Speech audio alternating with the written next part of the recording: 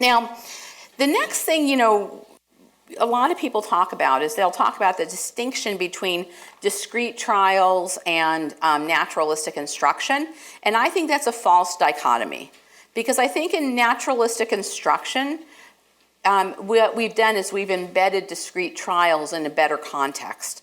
So in my work, I try to think about rather than a discrete trial and naturalistic, I think about this continuum of instructional settings. And the continuum of instructional settings goes from decontextualized to embedded. And decontextualized is where I'm sitting, chair in a little, at a child's table, one-on-one, showing you flashcards or whatever I'm doing. But really, that's not the context in which you're going to be spending your time using that skill, most likely. An embedded context, an embedded instructional setting is where that's the place where I would actually be using this skill, whether it could be a classroom, it could be a child care setting, it could be grandma's house, it could be the park, wherever it is. And some of the differences between those things is that we think about decontextualize sometimes as the teaching setting. We sometimes do massed trials, so lots of trials at a time. The great thing about using mass trials is I can get lots of opportunities in, but sometimes those aren't always the very best opportunities. We have to think about that. In the decontextual trial, the teacher is completely the leader. It's teacher-led. Let me go back. I mean that instruction is the activity. Like, I'm not embedding instruction into anything else. We're here to do these trials. That's the activity. It's teacher-led, and we often use that in the beginning stages of acquisition, and that's fine. Or sometimes it's just easier, like if I'm trying to teach irregular past verbs, it's really hard, irregular tense verbs. It's really hard to embed that kind of stuff. Just teach it, But sometimes what the research tells us is that if we actually teach in an embedded context, that we get better generalization. And so when we think about embedded instruction, though, we have to remember that the trials can't interfere with the ongoing activity. So if the ongoing activity is making a collage, I can't embed so many trials that the child is like, I'm done with this collage. You're like, this is not fun anymore. I'm out of here. And then you lose your opportunity to teach there. So you have to manage and think about how many trials you can actually implement. So the problem then is that if I know that, on average, this particular student takes about 50 trials to learn a new vocabulary word, I have to get 50 trials in. I can shoot off 50 trials sitting in a decontextualized setting, a few minutes, it's certainly in one session. I can't do that in an embedded activity. I'm going to ruin the pace of the activity. So it's very hard to get the same number of trials in. That's why I think it's sometimes nice to use a combination depending on what the activity is during the day. Embedded instruction is often student initiated because they initiate the activity, but it's teacher planned, and it's absolutely necessary for generalization and maintenance. And again, if our primary dependent outcome is quality of life, then that implies that we have good generalization. Generalization being the ability to demonstrate the skill across settings, across people, and over time. So I want us to just spend some time thinking about this idea of what does intensity of instruction then mean. So I don't believe that intensity means duration. I think that, I've lived through the time with parents where, parents were saying, what we know is that I need 40 hours a week of services for my child. And then I'd see parents put together these crazy patchworks of services, 10 hours here and 5 hours there and 20 hours here. And not thinking about running themselves ragged, but also not thinking about the cohesive, comprehensive service delivery model for their child. And so I think that we need to think about intensity as the opportunity to respond. You know, what am I doing during those 10 hours? You know, am I actively engaged? Is the learner actively engaged? Is the learner happy? Is the learner, does the data indicate that the learner is actually learning new skills? We need to think about the quality of the interaction during that time, what's being taught, and the appropriateness of the feedback. So, you know, I think that rather it'd be wonderful if we could shift the debate or the discussion even of what it means to have a high quality program for children with autism, maybe to outcomes rather than time.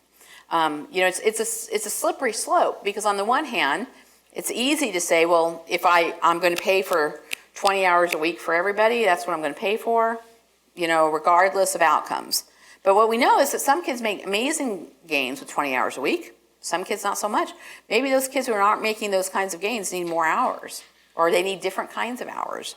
We don't really know. You know, when we go and look back at the data on programming for children with disabilities, children with autism, is that children in lots of different kinds of models, about half of the kids in the trials have really great outcomes, and about half make progress, but not really the best outcomes. Well, what that leads me to believe is that the really important and interesting work is trying to find which children need what kind of intervention at what point in their learning history. Not that brand A is better than brand B. We know that brand A works, and we know that brand B works, but what we don't know is that if for Johnny, is he going to learn better with brand A or brand B? And that's where the really important and interesting research is going to be in the next few years, hopefully.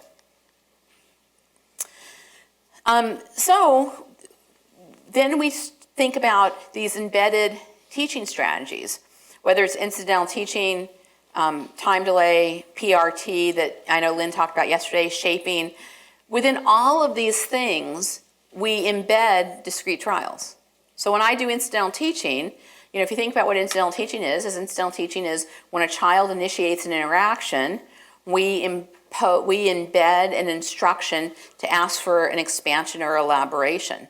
So the child, you know, is playing with blocks, and they've built this lovely ramp, and they want the cars, and the cars are up high so they can't hear them, and they might point, and I say, what? And they point again, I say, what do you want? Well, this isn't a discrete trial. They say car, I say, oh, thanks for telling me you want the cars, here they are. Or they might say car, or I want car, and I say, what color car? Okay, depending on what the child is. That's a discrete trial. I'm embedding that discrete trial into a more naturalistic approach. We know about contingency contracting. Contingency contracting is kind of a fancy name for setting up basically what's going to happen between, you know, I'm telling you what the reinforcer is going to be in advance. I'm going to tell you that with a mutually agreed upon document, you know, we can be quite serious about this, about what you're going to do and what I'm going to do. And I think especially for older learners or more advanced learners, that's a very good strategy to get into. I think this is one of those times where visuals can be your friend, okay? Where it's very clear, you do X and I do Y, okay? The very simplest kind of contingency contract is a first then chart. How many of you have used first then? Yeah, almost, we all use them, right? First you do X, then you do Y, okay? That's the very beginning of a contingency contract. First you sit down, you know, we're going to play with blocks, and then you get to look at books, whatever the preferred activity is for you, and less preferred activity. Sometimes we make them even simpler. I think about a little boy that we worked with where we started out with his contingency contract was a picture of him and a picture of the teacher. and we just made one of those little photo albums, and we had it, a bunch of pictures of him and a picture of the teacher, and it would be, okay, it's your choice, now it's my choice. Now it's your choice, now it's my choice. And it was that simple. And it was really great because it was fluid and he understood that. So environmental arrangements to me is, again, something that we use, when we use it well, it's outstanding. And when we don't use it well, it's a lost opportunity. And again, it's not just for children, and it's not just for people with disabilities. My office is in a building where there's a conference auditorium like this, and so the other day there was a conference in the facility, and I don't know who was sponsoring it, but whoever the organizer was the most type A organizer I'd ever seen. So they had not only on the name tag told you what kind of lunch you had requested, which was, I thought, pretty impressive. But then they had so you had a color tape, piece of tape on your name tag indicating the lunch, and then there were stripes of color tape leading you to where the boxes of that choice of lunch was. And it was but it was a very clear visual support, right? You couldn't miss, you weren't gonna pick up a yellow box because you were, by mistake, because you had to follow the red tape line if that was, on your schedule, on your tag. Visuals can really help us. We all depend on them. Schedules can help us. Any of us that look at our phone and our calendar on our phone are schedule dependent. So there's nothing wrong with being schedule dependent or using visuals. The thing that is important about thinking about visuals with people with disabilities is that we need to make sure that visuals actually make people more independent and not less independent. That's how all of us use our visuals throughout our day, is they help us achieve our goals. They're not bringing us down. And so we need to think about that. We also need to then think about the reason we teach a schedule, and one of the first things we always teach everyone is how to follow a schedule, is so that we can help children and families negotiate changes to the schedule. So today we're not going to grandma's house after school because we have a dentist appointment. Today we're not going to the library. We're going to go to the park instead. But we need to, the reason that we need to have a schedule is, one of the big reasons is to understand what happens when there's not a schedule.